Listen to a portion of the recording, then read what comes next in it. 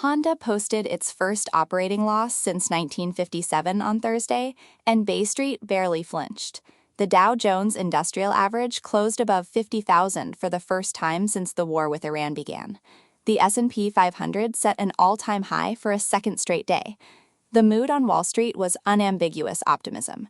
Yet somewhere between Cisco's 13.4% leap and Cerebras nearly doubling in its IPO debut, Honda quietly confirmed it is suspending its planned $15 billion electric vehicle and battery complex in Ontario indefinitely.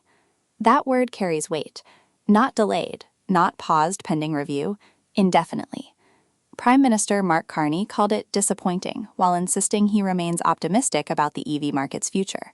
The polished reassurance could not obscure what the announcement actually represented: the largest single manufacturing investment Canada had attracted in years, anchored to a national industrial strategy now without a timeline.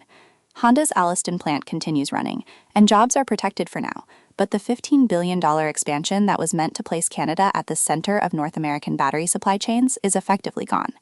The question that session left open is not whether this hurts.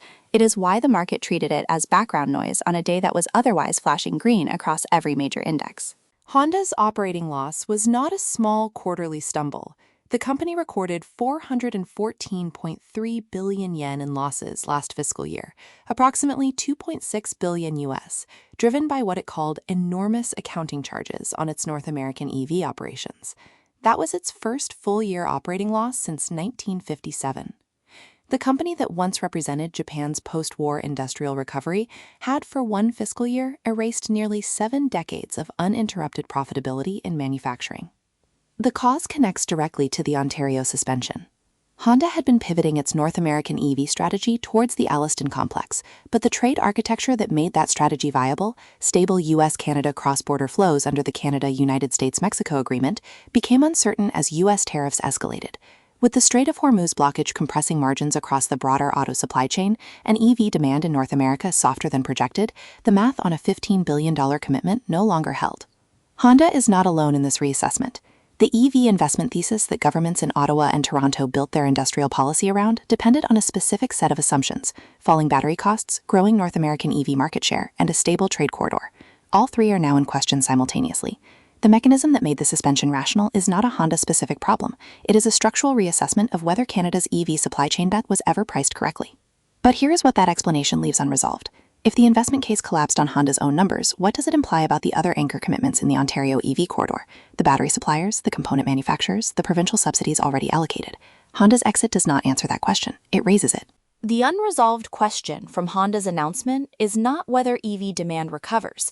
It is whether Canada can hold the rest of its EV supply chain commitments together long enough for demand to return, and whether any government subsidy can replace the private capital that is now retreating. Historical context is instructive here. In the early 2010s, when General Motors and Chrysler restructured through U.S. government-backed bankruptcies, Ontario absorbed severe collateral damage. Plants closed, supplier networks contracted, and provincial industrial policy had to be rebuilt from scratch over nearly a decade. The difference then was that the U.S. government was the anchor investor, providing a floor. Today, the retreat is happening without that floor. Honda's suspension is private capital making a unilateral exit, and the Ontario government's response, a $500 million resilience bond being structured with RBC advice to fund defense-adjacent projects, signals that industrial policy is pivoting away from EV toward defense manufacturing. That pivot may be the right call, but it also means the EV chapter of Ontario's industrial strategy is being quietly closed. The verification benchmark to watch in the next 90 days is whether Stellantis, which has its own Ontario EV commitments, follows Honda's lead. Stellantis has already flagged uncertainty around its Windsor assembly retooling. If a second major automaker suspends or defers, the signal moves from company-specific to sector-wide, and the provincial subsidy framework that assumed anchor investors would stay becomes politically untenable. On the other side of this, the case for recovery rests on one condition: a durable U.S.-Canada trade agreement that restores CUSMA equivalent certainty for auto parts flows. If the tariff environment stabilizes before the end of 2026, some version of the Honda commitment could be revived. The Alliston plant infrastructure remains, and Honda's statement was suspension, not cancellation. That distinction matters if the trade picture changes. But if Stellantis defers before a trade agreement lands, the suspension becomes the new default, and the $15 billion figure that Ontario government cited as a manufacturing renaissance will need a very different kind of replacement. What would prove the recovery case wrong is not Honda's next quarterly report. It is whether Stellantis files its own suspension notice before Ottawa files a trade deal.